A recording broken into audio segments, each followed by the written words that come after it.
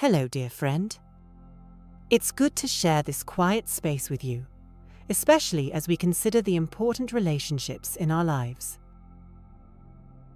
This journey of expecting a baby is so profound, and it brings so many changes. Not just for you, but for your partner too. Have there been moments when you've sensed your partner might be struggling to connect with the reality of it all? Or perhaps they seem a bit distant, unsure, or even overwhelmed by the impending changes. Or maybe you both are feeling a bit disconnected as you navigate new worries, new roles, and a shifting dynamic between you. It's a tender area, and it's so common for couples to experience these ripples. Today, we're going to talk about nurturing your relationship with faith and love when your partner feels distant or unsure, or when you both are just trying to find your footing together in this new season. To help us explore this theme of strengthening your bond with faith and love more deeply, let's turn to God's Word. We'll be reflecting on some beautiful verses from 1 Corinthians 13, verses 4 through 7, and a reminder from Ecclesiastes 4, verses 9 and 12. First, from 1 Corinthians 13, verses 4 through 7. Love is patient and kind. Love does not envy or boast. It is not arrogant or rude. It does not insist on its own way. It is not irritable or resentful. It does not rejoice at wrongdoing, but rejoices with the truth. Love bears all things, believes all things, hopes all things, endures all things. And now from Ecclesiastes 4, verses 9 and 12. Two are better than one, because they have a good reward for their toil. And though a man might prevail against one who is alone, two will withstand him. A threefold cord is not easily broken. Lord, thank you for these powerful descriptions of true love and the strength found in partnership. Help us to embody this kind of love in our relationships, especially during times of transition and stress, that we might grow stronger together. Love is patient and kind.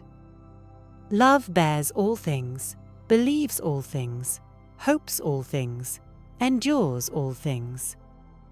Two are better than one. A threefold cord is not easily broken. These scriptures offer such a beautiful blueprint for our closest relationships, and they are especially poignant when a couple is navigating the monumental journey of expecting a child. This is a time of immense joy and anticipation. But let's be honest, it can also bring new stresses and highlight different ways you and your partner might be processing this huge life change. You are experiencing this transformation in such a physical, immediate way. You feel every change, every flutter, every new symptom. For your partner, the connection might feel less tangible at first. They might be wrestling with their own set of worries. About providing, about being a good parent, about how their life will change, about supporting you through labor and delivery. Sometimes, their way of processing these big emotions might look like pulling away a bit, or seeming unsure, or perhaps not engaging with all the baby preparations with the same intensity that you might feel.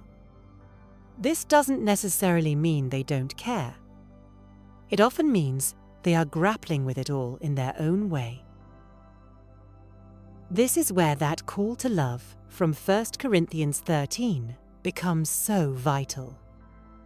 Love is patient.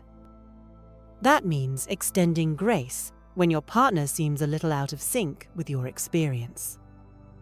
Love is kind. That means choosing gentle words, even when you might feel frustrated or misunderstood. Love does not insist on its own way. It is not irritable or resentful. This is a big one. It means trying to understand their perspective, even if it's different from yours, and not letting unmet expectations breed resentment. It's about bearing with one another, believing the best in each other, hoping for deeper connection, and enduring through the bumps in the road together. And that threefold cord from Ecclesiastes? That third strand is God. When He is at the center of your relationship, He provides a strength and resilience that you can't achieve on your own. Praying together, even simple prayers, about your hopes and fears for the baby and for your future as parents, can be an incredibly bonding experience. It can create a safe space to share what's really going on in each of your hearts. I know a couple who shared that during her first time expecting, they hit a patch where they felt quite distant. She was all consumed with the baby, and he was feeling a bit lost and overwhelmed by the financial pressures.